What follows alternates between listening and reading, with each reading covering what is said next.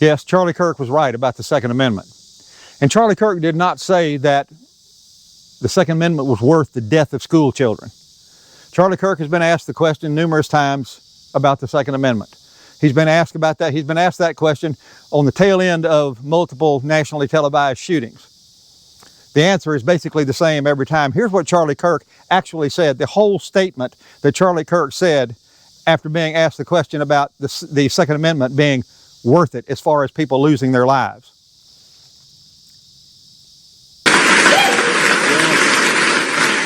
We should have an honest and clear reductionist view of gun violence, but we should not have a utopian one. You will never live in a society when you have an armed citizenry and you won't have a single gun death. That is nonsense. It's drivel. But I think it's worth it. I think it's worth to have a cost of, unfortunately, some gun deaths every single year, so that we can have the Second Amendment to protect our other God-given rights. That is a prudent deal. And you see, that's a position that's been taken since the 1700s when the Bill of Rights was ratified, that the importance of the Second Amendment and what it means to the populace of the entire United States of America and to our security is worth the risk, the inherent risk that comes with it. We understand the risk that comes with it. Sometimes horrible things happen because people can get their hands on guns.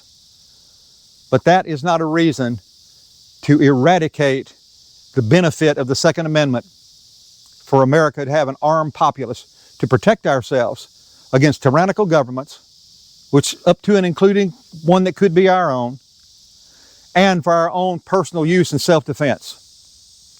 That's all there is to it. None of us want anybody to die.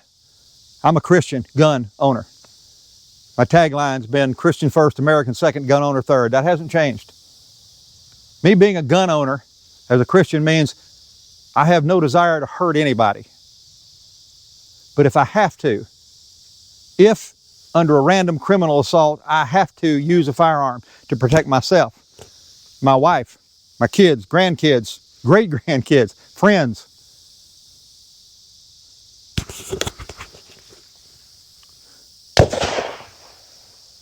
I'm going to be able to turn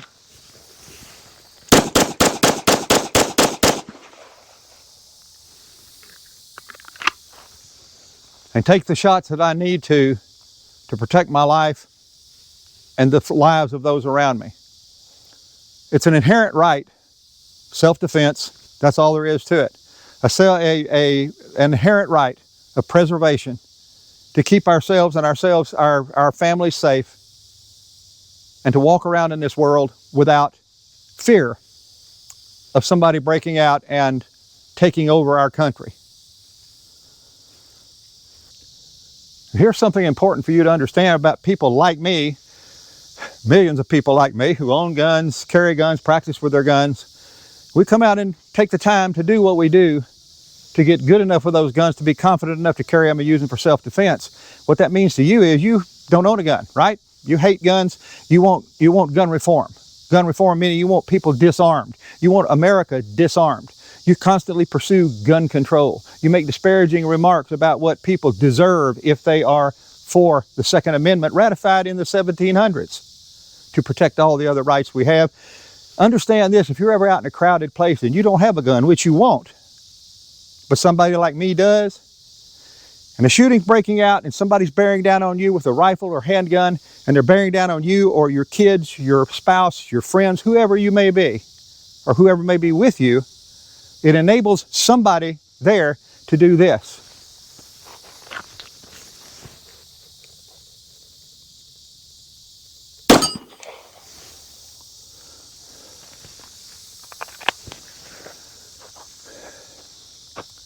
What that was simulating a headshot at about 30 yards. Meaning if you can't protect yourself with a gun, it's likely that somebody around you with just a small handgun like this one right here, with a little over a 3-inch barrel, a 9mm pistol, that would be a headshot at 30 yards. Would you be able to protect yourself? If a mass shooting broke out, if somebody was bearing down on you, would you want somebody to have that gun at that moment to do this? That's what it would mean to you. and to yours. So yeah, that's what it can mean to you. If you're ever in a place where shooting breaks out, bullets are flying, and I happen to be in the same place that you are, even if you hate guns, gun control, you're after gun control, you want to eradicate guns, you want people to be disarmed, I'm not going to ask you whether you're Democrat or Republican. I'm not going to ask you if you're a leftist, a Republican, a Democrat, whatever you are. I'm not going to ask you if you're gay or straight. What I'm going to do is I'm going to tell you, stay low and stay behind me, and I'll do my best to get you out of here. So when Charlie Kirk was answering the question, like he did many times, it's the same answer that any of us could give who are constitutionalists and understand that the inherent risk that goes along with the Second Amendment is worth having that amendment to sustain an armed populace in the United States of America. It's that important. That's what you need to know about a constitutionalist who believes the Second Amendment is worth the risk. I'm Mark, and I'll see you again soon on another Christian gun owner video.